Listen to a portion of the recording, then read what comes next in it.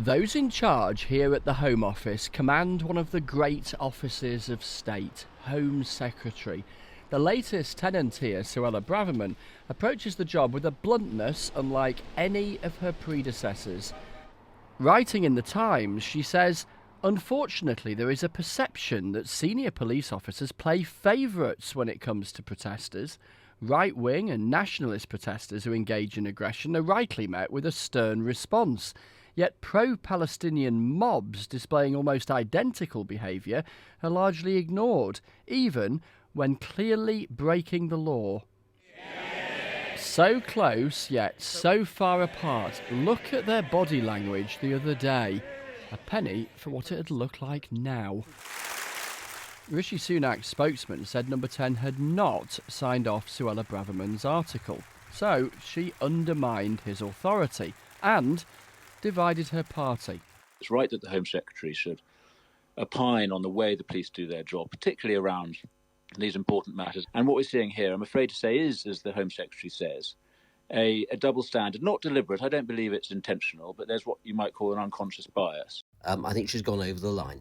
It's part of a history of ill judgment and loose words. And of all the jobs in government, Home Secretary is one of those where you have to be particularly careful.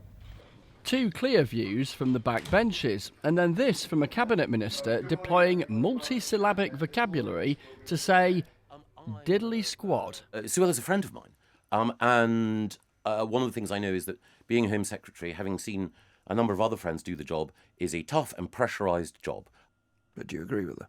Well, again, I would not want to interpolate myself into that conversation.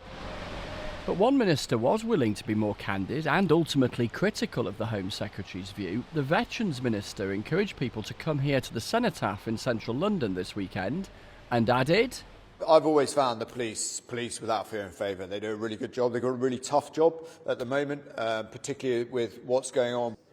The key context of all of this is Suella Braverman has form when it comes to saying stuff that delights some and leaves other people's jaws on the carpet. There was this last month. The wind of change that carried my own parents across the globe in the 20th century was a mere gust compared to the hurricane that is coming. And here is how she describes the pro-Palestinian marches. To my mind, there's only one way to describe those marches. They are hate marches. And Mrs Braverman said some homeless people live in tents as a lifestyle choice. The Labour leader was asked if she should be sacked and said, "It's not my call." I think the question really is for the Prime Minister. He must know that this isn't the way in which a Home Secretary should behave. He's got a Home Secretary who's out of control, and he is too weak to do anything about it. Job's not finished yet, there's still a lot more to do. Well, it might be, you know. What does Rishi Sunak do next? And is Suella Braverman's critique of the police reasonable? Chris Mason, BBC News at Westminster.